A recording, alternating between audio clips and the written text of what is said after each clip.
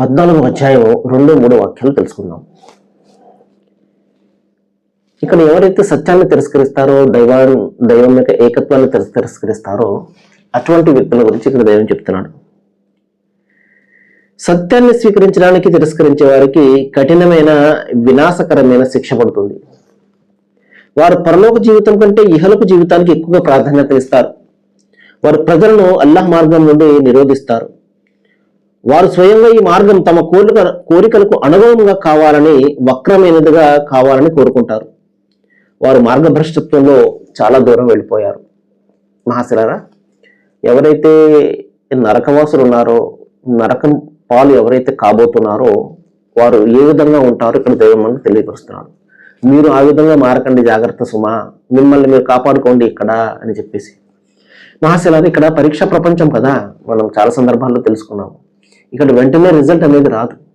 మనం చేసిన మంచి పనులకు రిజల్ట్ రాదు, అదేవిధంగా మనం చేసినటువంటి పాపాలకు కూడా రిజల్ట్ రాదు. ఆ రిజల్ట్ ఇచ్చే మరొక తీర్పు దినాన్ని దైవం విరగపెట్టాడు. అదేవిధంగా మరొక చోటు ఉన్నది.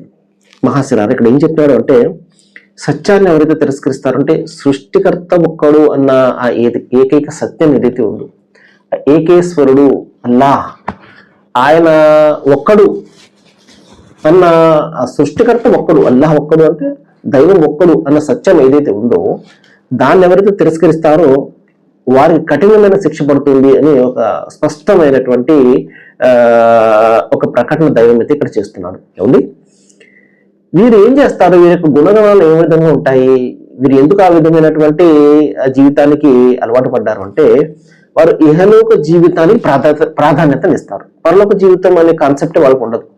ఉన్నన్ని రోజులు కూడా ఇక్కడ మనం ఎంజాయ్ చేయాలి, జీవితం గడపాలి, నా పిల్లలకి, వాళ్ళ పిల్లలకి. లేకపోతే ఇన్ని కోట్ల స్కామ్లు ఎందుకంటే, మనిషి కూర్చొని తిన్నా ఎంత తినగలడండి, ఆ గుప్పెడ పొట్టే కదా ఎంతైనా కూడా. అయినా కూడా ఇన్ని కోట్ల స్కామ్లు చేస్తున్నారు అంటే ఇంకా తరతరాలు ఇంకా తింటూనే ఉండాలి. ఈ ఆశ అనమాట. ఈ ప్రపంచం పరలోకం తరవసం.